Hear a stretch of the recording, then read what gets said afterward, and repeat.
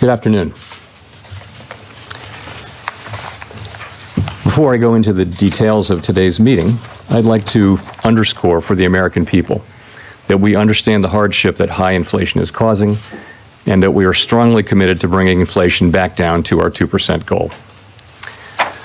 Over the course of the year, we've taken forceful actions to tighten the stance of monetary policy. We've covered a lot of ground, and the full effects of our rapid tightening so far are yet to be felt. Even so, we have more work to do. Price stability is the responsibility of the Federal Reserve and serves as the bedrock of our economy. Without price stability, the economy doesn't work for anyone. In particular, without price stability, we will not achieve a sustained period of strong labor market conditions that benefit all. Today, the FOMC raised our policy interest rate by a 0.5 percentage point.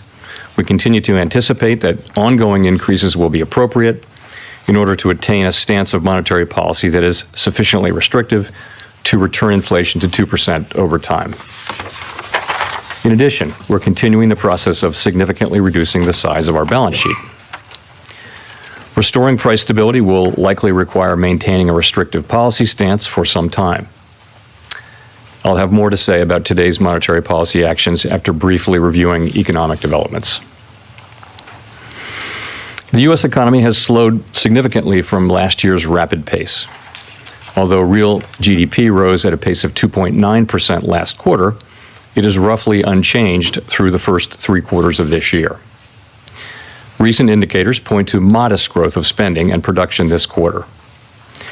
Growth in consumer spending has slowed from last year's rapid pace, in part reflecting lower real disposable income and tighter financial conditions. Activity in the housing sector has weakened significantly, largely reflecting higher mortgage rates. Higher interest rates and slower output growth also appear to be weighing on business fixed investment. As shown in our summary of economic projections, the median projection for real GDP growth stands at just 0.5% this year and next, well below the median estimate of the longer-run normal growth rate. Despite the slowdown in growth, the labor market remains extremely tight, with the unemployment rate near a 50-year low, job vacancies still very high, and wage growth elevated. Job gains have been robust, with employment rising by an average of 272,000 jobs per month over the last 3 months. Although job vacancies have moved below their highs and the pace of job gains has slowed from earlier in the year, the labor market continues to be out of balance, with demand substantially exceeding the supply of available workers. The labor force participation rate is little changed since the beginning of the year. FOMC participants expect supply and demand conditions in the labor market to come into better balance over time, easing upward pressures on wages and prices. The median projection in the SEP for the unemployment rate rises to 4.6% at the end of next year. Inflation remains well above our longer-run goal of 2%. Over the 12 months ending in October, total PCE prices rose 6%. Excluding the volatile food and energy categories, core PCE prices rose 5%. In November, the 12-month change in the CPI was 7.1%, and the change in the core CPI was 6%. The inflation data received so far for October and November show a welcome reduction in the monthly pace of price increases. But it will take substantially more evidence to give confidence that inflation is on a sustained downward path. Price pressures remain evident across a broad range of goods and services. Russia's war against Ukraine has boosted prices for energy and food and has contributed to upward pressure on inflation. The median projection in the SEP for total PCE inflation is 5.6% this year and falls to 3.1% next year, 2.5% in 2024, and 2.1% in 2025. Participants continue to see risks to inflation as weighted to the upside. Despite elevated inflation, longer-term inflation expectations appear to remain well anchored, as reflected in a broad range of surveys of households, businesses, and forecasters, as well as measures from financial markets. But that is not grounds for complacency. The longer the current bout of high inflation continues, the greater the chance that expectations of higher inflation will become entrenched. The Fed's monetary policy actions are guided by our mandate to promote maximum employment and stable prices for the American people. My colleagues and I are acutely aware that high inflation imposes significant hardship as it erodes purchasing power, especially for those least able to meet the higher costs of essentials like food, housing, and transportation.